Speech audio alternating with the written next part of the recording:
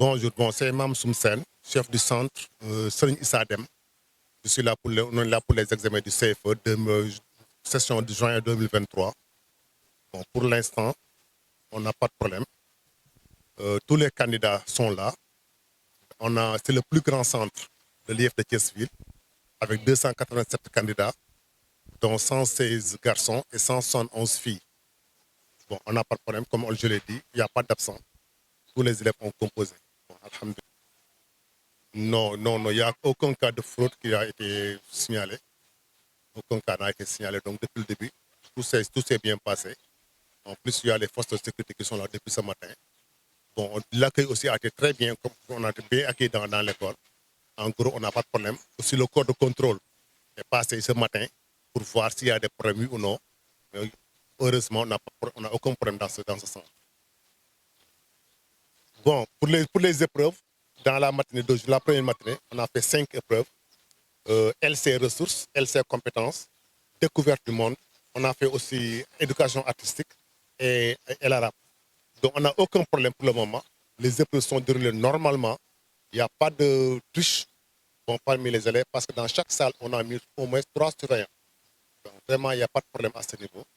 Vraiment, si le problème, c'est que c'est une journée un peu lourde. 5 épreuves en une journée pour des élèves de 12 à 13 ans, même des élèves de 11 ans, c'est un peu lourd quand même. C'est ce que l'on déplore un peu. Okay. Bonjour, c'est Madame Baye, adjointe à l'école Serigne Hassan Fall. Je suis ici en tant que surveillante. Mais les épreuves se sont bien déroulées, Masha'Allah, alhamdulillah. Les élèves sont tous présents aussi. Il n'y a pas de problème qu'on a signalé ici. Masha'Allah. Les épreuves se sont bien déroulées. Les enfants aussi ont répondu massivement. Masha'Allah. Tout s'est bien passé, alhamdulillah. Je m'appelle Nafsatouba, je fais la classe de CM2A. Les épreuves d'aujourd'hui étaient faciles mais aussi difficiles un peu. Les matières les plus difficiles, c'est LC, ressources et arabe. Parce que c'est le français qui est plus difficile et l'arabe aussi. Les matières les plus faciles étaient LC, compétences et les leçons géographie et histoire. Et compétences aussi. Nous avons fait le cadre d'examen qui est session juin 2023. Qui souvent depuis 7 heures, nous sommes sur place.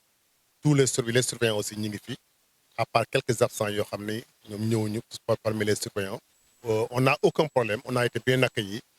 Les élèves aussi, à pas de problème, tous les élèves yi nga xam ñoom ñëpp bindu woon nañu ñoom ñëpp teew si nañu am nañ fi ñaari téeméer ak juróom-ñett fukk ak juróom-ñaari élèves candidats yoo xam ñoo fi nekk ren am na ci téeméer ak fukk ak juróom-benn jigéen ak téeméer ak juróom-ñaar fukk ak benn ci ay téeméer ak fukk ak juróom-benn ci ay jigéen ay góor ak téeméer ak juróom-ñaar fukk ak benn ci ay jigéen kon soo ko boole mu nekk ñaar téeméer ak juróom-ñett fukk ak juróom-ñaar alhamdulilah ñoom ñëpp teew nañu.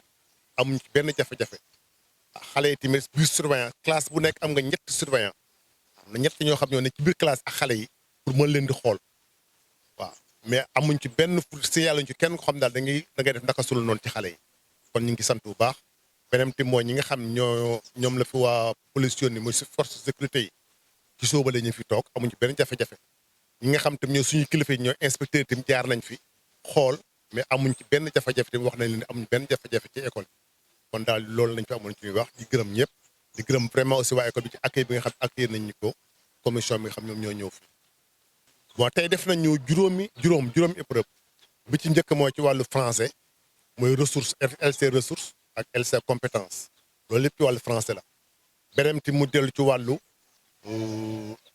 dessin maanaam nataal xale yi def nañ dessin dañuy jël leen jox benn dessin ñu defaraat bu mel noonu ci wet gi beneen ti mooy def nañu découverte monde mooy li ñu doon tàmm ci wax géographie histoire ak IST def nañ ko beneen ti def nañ arabe comme ni juróomi épreuve yëpp def nañ ko am nañ arabe bi moo ci des ñu ci nañ nekk ne moo tax mais amuñ ci benn jafe-jafe daal waaw am nañ maître arabe yi ñëw nañu am nañ ci benn jafe-jafe daal bon pour les épreuves dans la matinée la première matinée on a fait 5 épreuves LC ressources LC compétences découverte du monde on a fait aussi éducation artistique et l'arabe.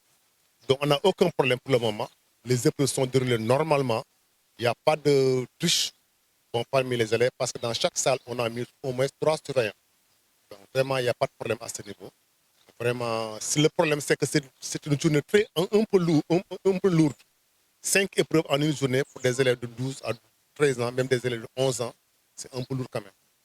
dama fi ñëw comme pour surveiller xale yi mais macha allah buñ xëyee ba tey lépp jaar na si yoon amul benn incident wala tolof-tolof buñ fi signalé vraiment xale yëpp ñëw nañ ànd ak seen sérénité ak seen calme def épreuve yi si jàmm alhamdulilah macha allah. maa ngi def classe CM2A examen bi am na yu saf am na aussi yu yomb ñu gën a yomb mooy LC compétence ak kii LC compétence ak leçon histoire géographie production d'écrit moo gën a yomb ak dessin bi waa jox nañu yu ñu defagul mooy type de tourisme ak région yaakaar naa am yu yomb am aussi yu difficile.